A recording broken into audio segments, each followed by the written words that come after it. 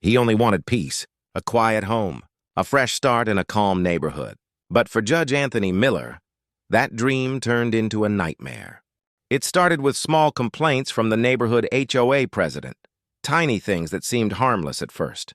But his obsession grew darker, more personal and more dangerous with every passing day, until one night fire tore through the judge's home in a shocking act of revenge.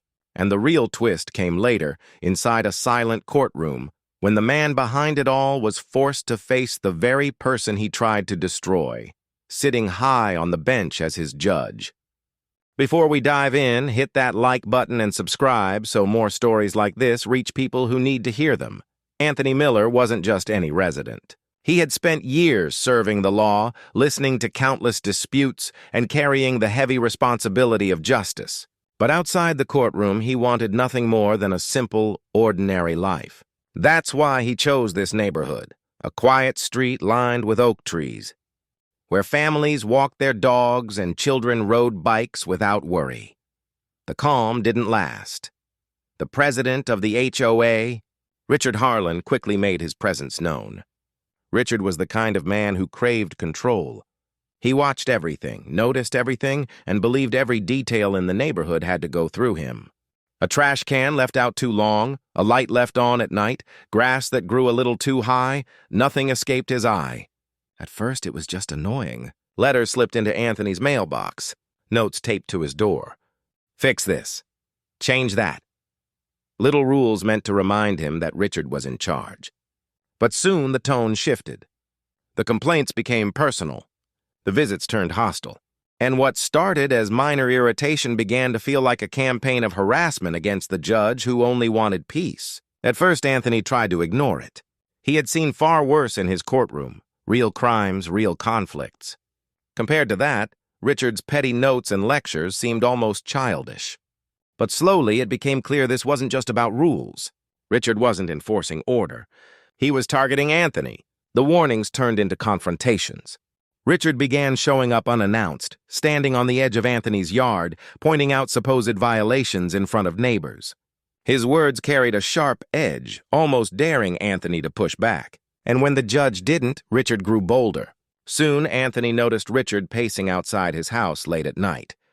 Sometimes he would stand under a streetlight staring in silence. Other times, he would circle the property, muttering about how no one is above the rules. It wasn't just uncomfortable, it was menacing. Anthony tried to reason with him. He reminded Richard that everyone deserved respect, that disagreements could be solved without hostility. But Richard didn't want peace. He wanted power, and the more Anthony resisted, the more determined Richard became to break him. Neighbors began to notice the tension. Whispers spread about Richard's behavior, but few dared to confront him. He had built his reputation as the man who kept order in the neighborhood, and most people didn't want to get on his bad side. For Anthony, this meant he stood alone. Things escalated quickly. Strange notes appeared on his car windshield, short, threatening messages with no signature. His security cameras caught Richard walking close to his front porch, sometimes in the middle of the night. Anthony's once safe home now felt like a place under siege. And then came the breaking point. One quiet evening, as Anthony returned from work, he found his mailbox ripped from the ground, smashed into pieces on his driveway. It was more than vandalism. It was a warning. Richard wanted him to feel unsafe, unwanted, and powerless in his own home. Anthony reported the incidents, but without direct evidence linking Richard to the threats, there was little authorities could do. To Richard, this was victory. His obsession had crossed a line, and now there was nothing holding him back. What Anthony didn't know was that Richard's anger had already turned into something darker. Plans were forming in his mind, plans that would put Anthony's safety and even his life in danger. The stage was set. What began as petty harassment was about to erupt into violence. The night was calm, almost too calm. Judge Anthony Miller had just finished dinner and was preparing to settle into bed when the faint smell of smoke crept through the air.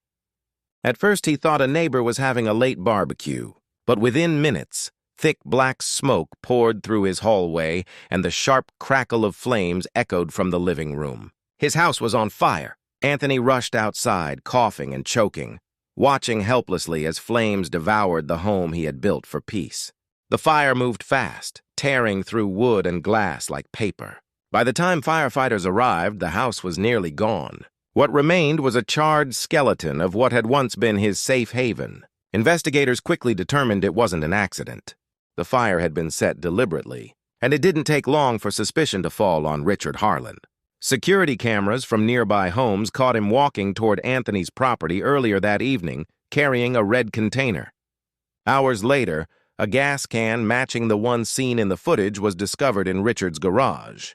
The evidence was undeniable. Richard had taken his obsession to its most dangerous extreme, trying to destroy not just Anthony's peace, but his very life. When the trial finally began, the courtroom buzzed with tension. And that's when the real twist unfolded. As Richard was led inside in handcuffs, his face hardened. But the moment his eyes landed on the bench, all color drained from his skin. Sitting high above him, wearing the black robe of authority, was none other than Judge Anthony Miller, the very man he had tried to burn out of his home. The silence was heavy.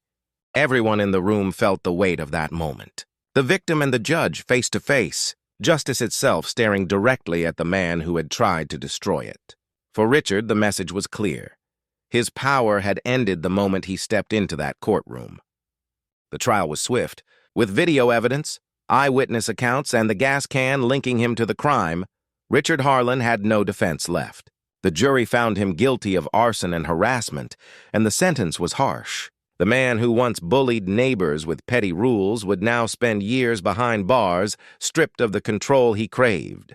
For Judge Anthony Miller, the victory was bittersweet. His house, his sense of safety, and his peace of mind were gone. Though justice had been served, the scars of Richard's obsession ran deep. Anthony had moved into the neighborhood seeking quiet. But what he found instead was a harsh reminder of how far unchecked power and obsession can go. This case is more than just one man's story. It reveals how people in positions of small authority, like an HOA president, can abuse that power when it becomes personal. What begins as rules meant to build order can twist into harassment, intimidation, and, in this case, violent crime. It also shows something else, the resilience of those who stand firm in the face of injustice. Anthony could have backed down. He could have let Richard control his life. But he refused. And in the end, the law, the very system Anthony had dedicated his life to, stood by him. But here's the question we must all ask. How many others face harassment, intimidation, or abuse of power in silence, without cameras, without evidence, without the protection of a courtroom?